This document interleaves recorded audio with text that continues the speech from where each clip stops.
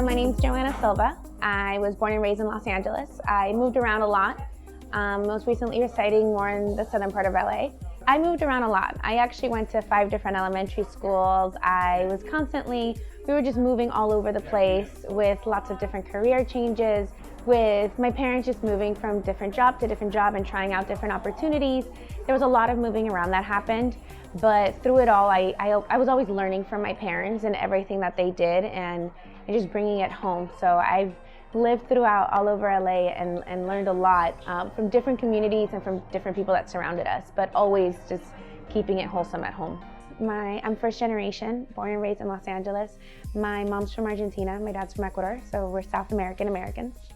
And you definitely get both of the cultures at home. At home we speak Spanglish, 100% Spanglish. I learned a lot from my parents and in their culture of being hard workers and doing whatever it takes. Even if it doesn't happen the first time, it'll happen the second or the third or the fourth, and it's just instilling into us a culture of being honest, being real to the product and being real to your project and giving it all and giving.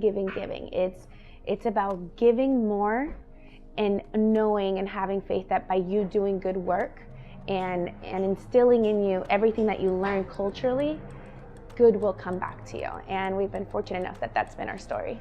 My parents, for a few years, for quite a while actually, they were rose importers. So they would import roses from Ecuador, and that meant going to LAX at 4 in the morning, picking up the roses and starting their routes at the crack of dawn. So I remember going with my parents. I was really young, and they would, probably not the best thing, but we would make a little bed out of the boxes where the roses came from. They would have my little cobija blanket there, and I would lay down in there, and we would go crack of dawn just picking up. I was surrounded by roses, and then going and starting our importation route, and then just doing it with them, going flower shop to flower shop through all over Los Angeles, all over California, and leaving the flowers there. And then my brother came along. My brother came along when I was very young, and soon after that, my parents then decided to actually take over an ownership of one of these flower shops that they would import to. I obviously experienced my culture first at home, and at home being a child of immigrant parents, there's a lot of things that they know and there's a lot of things that they don't know that culturally may or may not be accepted, but there's a lot that I've learned from them that has made me a strong enough person to be able to overcome any barriers, any lessons that they maybe didn't know. For example, when I graduated high school, I knew I wanted to go to college. I was going to go to college no matter what, but all I would hear about is how you're paying 5-figure tuitions every year, and I knew that I wouldn't be able to put that burden on my family. I felt like it would be a financial burden. But I knew I wanted to go to college. So I had contemplated going into the military, and my mom didn't want that for me. I think the military is amazing, but it wasn't the route for me. But my parents didn't know about financial aid. They didn't know about FAFSA. They didn't know about the IGETC programs and the transfer programs and the benefits of going to community college and transferring. So those are really just things that I would learn because I would hang out with certain people, and we were like, hey, let's go to the local college and just see what happens. And I happened to go with them one day, and they were on the financial aid line. I didn't even know what that was. And so completely changed my path. I ended up going to El Camino Community College for 2 years, got my associates and transferred in 2 years, and ended up going to UC Santa Barbara, and ended up learning about scholarships. I found out that if you write essays and they're pretty good, people will give you money for them. That was a concept that was never even brought to my attention. And so I ended up getting a full ride, and I ended up paying nothing for college. And it was just, my parents are very resourceful, and they instilled in me everything that they knew. Them not knowing about financial aid doesn't make them any less smart. It just means that they come from a different culture, but they instilled in me so many other lessons that helped me in, hey, now I got the financial aid, but now I know that I'm gonna make the most out of it, and I'm gonna work hard, and I'm gonna do whatever I need to do to get the grades, to graduate, and then to do whatever makes me happy. And through it all, really, what I'm the most grateful for from my parents is that, especially my mom, she told me, she's like, do whatever makes you happy. If you're doing something, try it, you have to give it your all. And if you don't like it, then that's okay. Then give it your all to something else that makes you happy. And it's okay to keep changing. Like if I'm 70 years old and I decide I want to be a professional something else that I've never been, I'll try it, because that was part of the culture that my mom instilled in me. The culture of somos Latinos, we're hard workers, and we do whatever we need to do to make it happen, no matter what it is. There's no timeline for new opportunity. There's no deadline for new opportunity. I mean, I had a huge career change, and I'm okay. I'm okay because I know that I'm going to do things right, and I'm going to instill that hard work that was taught to me culturally in order to make it happen and to make it successful. And that's been our story so far. We've been blessed, but we've been very hardworking in getting those blessings. Being at home and having such a solid foundation, and knowing that no matter where we are, we can find mentorship, that's really what got me through it. You know, and in every line of work that I've been in, I've tried many different things. I've worked in TV production, I've worked in radio, I've worked in advertising, I've worked for major brands. And in everything, what I learned from my mom is that you can always find somebody that can motivate you in a completely different way. And if you need to get a lot more than just a paycheck out of whatever it is you're doing. So in every line of work, I found that person that I was like, you know what, I'm gonna work hard, but I'm gonna work extra hard and do something outside of my job description to show this person that I deserve their mentorship. You know, because mentors take a lot of time. The ones that really care, it's actually a lot of work. And so you have to really appreciate that mentorship and give it your all to really earn that and return it tenfold. I went to community college. I ended up getting a transfer agreement where I got automatically accepted into a lot of UCs. That was something that I didn't even know existed. I remember I went and I randomly talked to this counselor, and he told me, if you get good grades, if you get a minimum GPA and you take these classes, you will get automatically accepted to all the UCs in California. They're like, you don't even have to apply as long as you keep this GPA. And I was like, what? Why does nobody know about this? And so I did. I kept the GPA. I did apply for school, but I got automatically accepted into every UC in California because of my grades. That was something I didn't even know. I didn't even really need to apply and do the essays and do all those things. How is this not just like, how is there not a huge bright poster board saying, here's the opportunity, this is all you need to do, take it? But it was, you really need to get in the weeds and get resourceful and talk to people and do your research to find out the opportunity, because the opportunity is there. And I actually worked full time. So I was working 40 hours a week, and I went to school full time, over 14 units for my first 2 years. So I worked every day. I was very busy. But I was okay with it because I was doing what I loved. I was making money, helping my parents, but then I was also going to school and I was learning. And I miss school. I mean, the fact that I can go and I can sit down and I can just like fill my head with wisdom, and I don't need to, well, at that time I didn't need to like fill my mind with like projects and deadlines that were work related. I just get to sit there and just take it all in. Like, wow, like that's something that I don't think I valued when I was in there.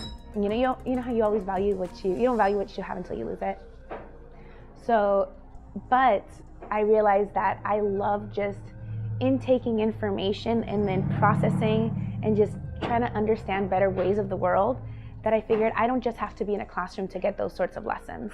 I can be a teacher. I mean, I can be a teacher and I can inspire, but I can also be a student no matter where I'm at. I'm a student here. I'm a student learning new capabilities. What can we do? How can I get more clients excited? And what can we provide to them? What's something different? I mean, digitally now, with the internet, you have access to everything. You can be a student of life no matter where you go. There's no excuse. And you can find a mentor wherever you go, whether it's a digital mentor, whether it's somebody that you admire at a distance and you're like, wow, look at what they're doing. I want to learn it and I want to be inspired. But I really think that there's a fine line between being inspired and being intimidated. You know, you don't want to look at somebody and think, wow, like they're just doing so much. I'm so far from that. No, instead get excited. Be like, wow, look at everything that they've done. We all have the capability of doing it, no matter what the resource is. We all have the opportunity, but it's just about ponerle ganas, you know, and really just be strategic and be resourceful in where you find those lessons. Networking, hands down, is the whole reason why I've gotten to where I am. Every single position, I've never actually really applied to a job that I wasn't referred to or that I didn't know somebody at. So, for example, out of college, I ended up finding a radio station, and I was like, you know what? I want to learn. I wasn't getting paid. I just surrounded myself with people, like-minded people that wanted to just create new things. They wanted to be innovative. And I'm a firm believer in you are who your friends are. Surround yourself with people that inspire you. I don't want to be the smartest person in the room. If I'm the smartest person in the room, I'm leaving. I want to be somebody that can learn from those around me. But I also want to then inspire other people to lift everybody up, you know? So I networked by just providing my time. I gave my time, I gave my efforts. If somebody needed help, here, let's do it together, because in that process, I'm gonna learn something and it's gonna make me more valuable. And then when I talk to somebody, I have talking points. I can talk to them about, oh, you know, we did this, and you know, this was the challenge that we were facing, and this is, maybe we didn't figure out that challenge, but this is the challenge we were facing, and this is how we're trying to figure out, what do you think? You know, and asking questions and networking, and then through the conversations, if you ever need work, if you ever looking for your next project, this is something my mom taught me. Never be ashamed to ask for work, never. You want to try something new? You want to learn something new? Tell them, hey, you know what? I'm here. Anything you can do. You need a host? Do you need a host for your podcast? Do you need somebody to come in and give another perspective? Let me know. I'll swing by. We can figure out the schedule. I'll make time. Make time for those people. Make time to make those connections, but don't just ask for things. Don't just ask for favors. You need to provide something, because it's not just what you can do, but it's the value you can add to them, to their minds, to their projects, to their inspiration for whatever it is that they're doing. We have amazing capabilities here. So why not expand and let more people know about just what we're capable of doing? So I'm being creative about how to reach out to people. Sometimes a simple email, sometimes a simple, hey, you know what, during your lunch, what if I come in and meet you or I'll get you a coffee. Bring them a rose, bring them something. The other day, I couldn't sleep, so I stayed up until 2 a.m. randomly emailing a certain category of vendors, and I was like, hey, you know what? If you need something, let me know. We can get creative. I have vans, I have really amazing designers, and I have a lot of vision. How can we collab? I reached out to you on Instagram.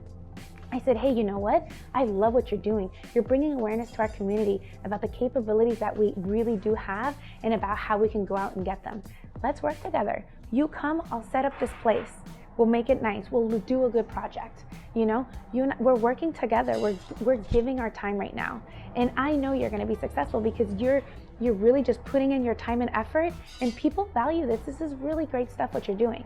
That's what I'm doing. I'm just networking and I'm reaching out and I'm getting creative about new ways and new opportunities to work together.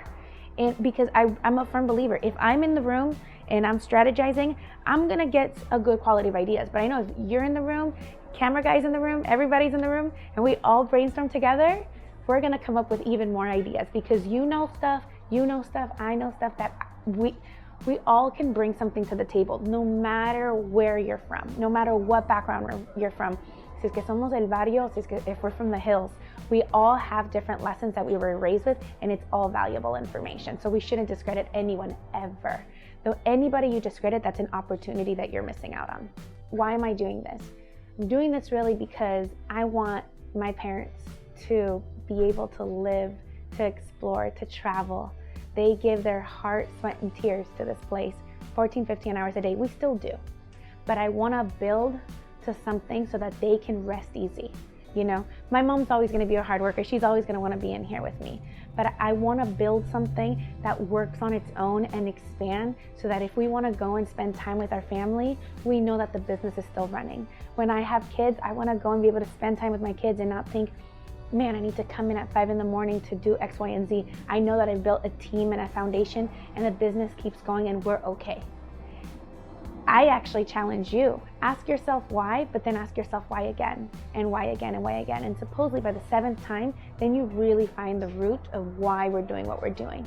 But I know that my first why is because I want my parents to be able to live their life.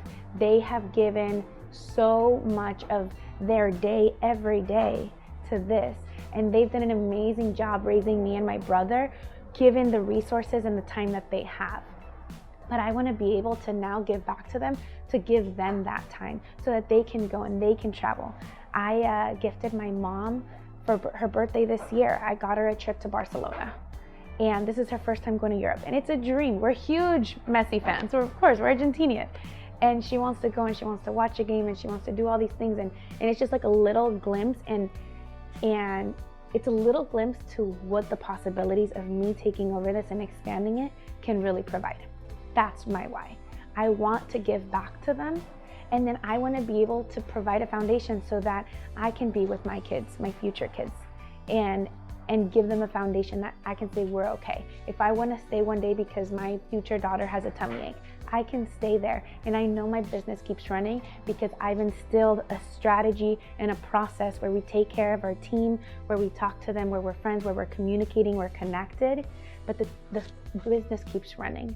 I'm already planting the seeds for little expansions that I can't mention yet, but it's little glimpses like that that create opportunity to make my parents rest easy and to create a foundation for my future kids. Because ultimately, this is why we do it.